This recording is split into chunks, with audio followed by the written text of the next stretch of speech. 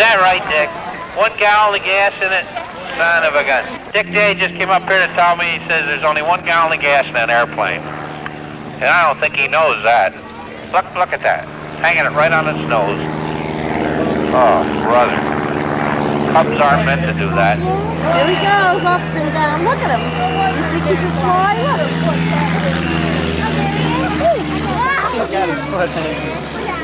He knows where he's going. Boy, that looks pretty. Just the same, doesn't it? Against that blue sky.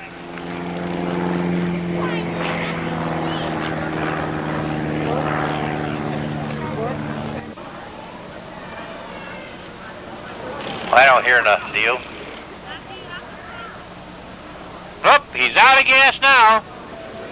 Hope he doesn't crash in his own chicken coop over there behind the trees. Nope, he's up again. Now if he can only bring it back to Earth on both wheels. On both wheels. The prop seems to be standing perfectly still. You know what that means, don't you? That's not a glider.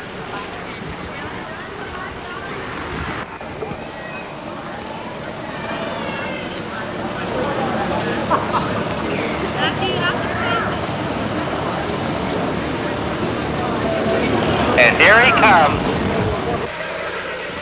Get the net. And around. Boy, all I gotta say is I'm glad I don't have to clean out the cockpit in that plane tonight.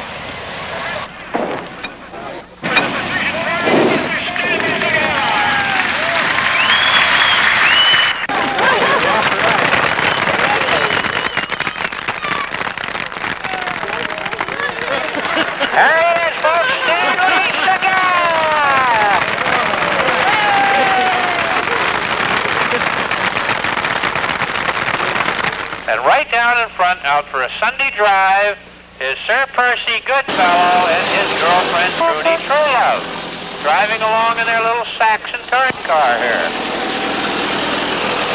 There's Trudy Truelove and Sir Percy. There he is, the dastardly Black Baron. Woo! Woo to the Black Baron! Here's the Black Baron down in front, and he has captured Sir Percy Goodfellow's girlfriend, poor Trudy Truelove. Woo to the Black Baron! Woo! What a scoundrel! Look at that! Huh? Ever see such an evil-looking character as that? Poor Trudy was going to get into the car with him, and he says, "No, Trudy, you're Sir Percy's girlfriend. You walking back with the picnic basket." Obviously, they're going to have a picnic somewhere, and this is really rubbing it in on Percy. He says, "I'm going to show this guy, Sir Percy, who wants to go up and fight with me in a fighter plane. I want to show him that I am the superior character around here." Well, I'll let you in on another little secret. You know, Trudy Truelove is really an Allied spy. And Trudy is now signaling Sir Percy's squadron mates in the bombers. And the signal is the red carpet treatment that only the Black Baron would want. She knew. What's this, a bouquet of flowers? Who wants a bouquet of flowers? He says, "Get them out of here." So she has told the squadron boys in the air with the bombers, look for the red carpet, because the red carpet is the signal of where the Black Baron is hiding. They now see that red carpet as they come across the field in formation.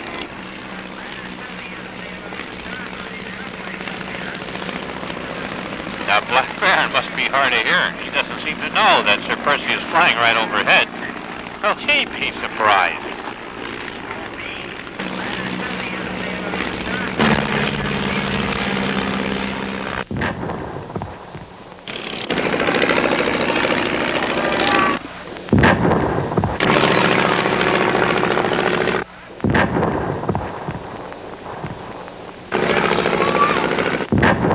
Hey, Percy! I'm down here.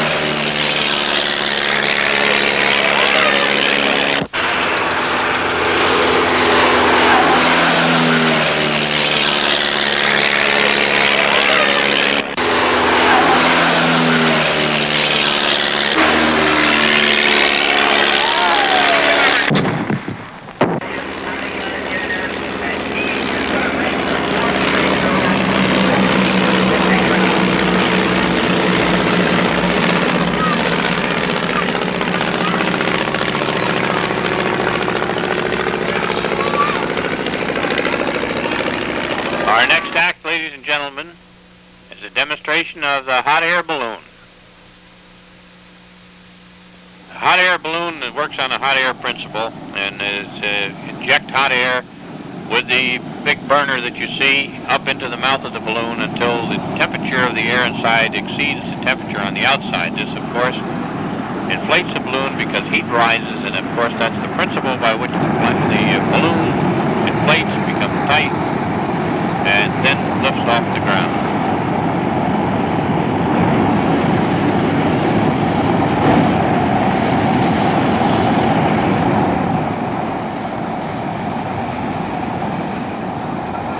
It's Judy Myers there, sitting in the basket. She never set out to be a female balloonist, but after a good many years of flying that balloon here at old Rhinebeck Airdrome, she's got many hours in the air.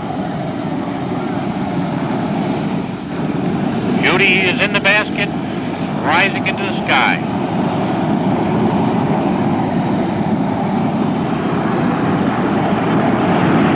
You see the guide rope that we have holding it. We don't want it to get away, fly off to Albany or New York City or somewhere. And there's Judy up there in the sky. Judy in the sky. Sounds like a song of some sort.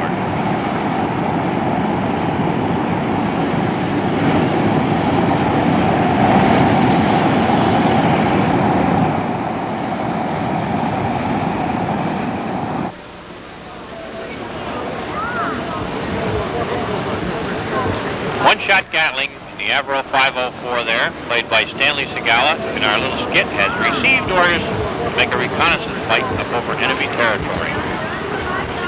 One-shot's companion on this flight is Sir Rodney Skidmore. He's only a dummy, of course. Sometimes we wonder if he's a dummy. Doesn't joke there. Notice the rifle on the side. That was the weapon in the early days of the war. Of course, I don't know how they could shoot out through all those wires.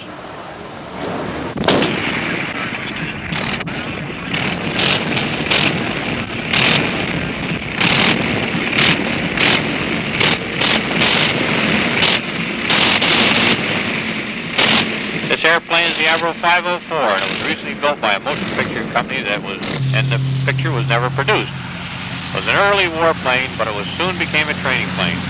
Over 5,000 of them were built. The first bombing raid in history of aerial warfare was carried out by 3 aircraft of this type.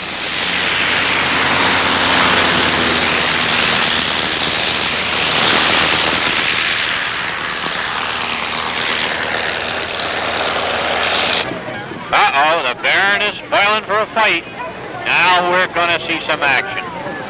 He spotted the Avro, and he knows that that bomber is no match for the dauntless Fokker triplane. It'll be like shooting ducks. Those Spandau machine guns are in perfect condition.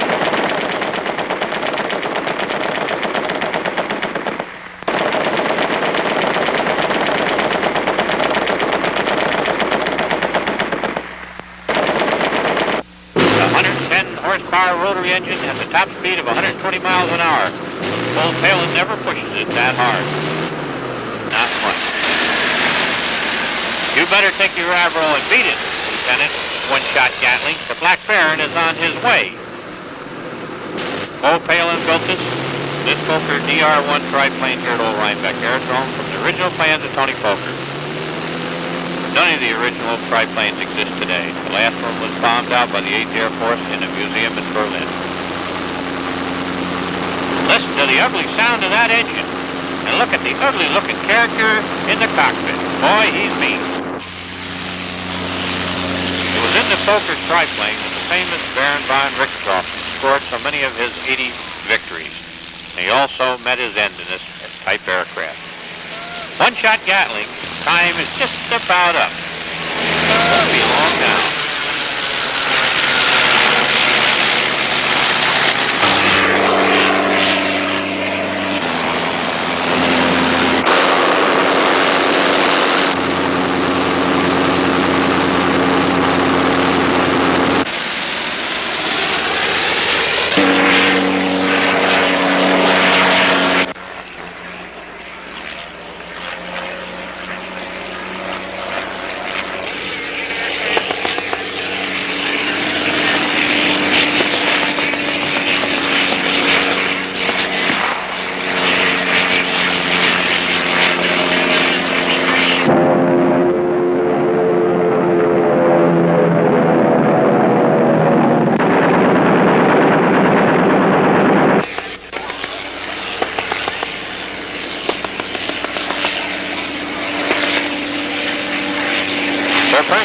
waiting for the bearing to get in the air all afternoon. Now he can shoot the braggart out of the sky with his trusty Sopwith Pup.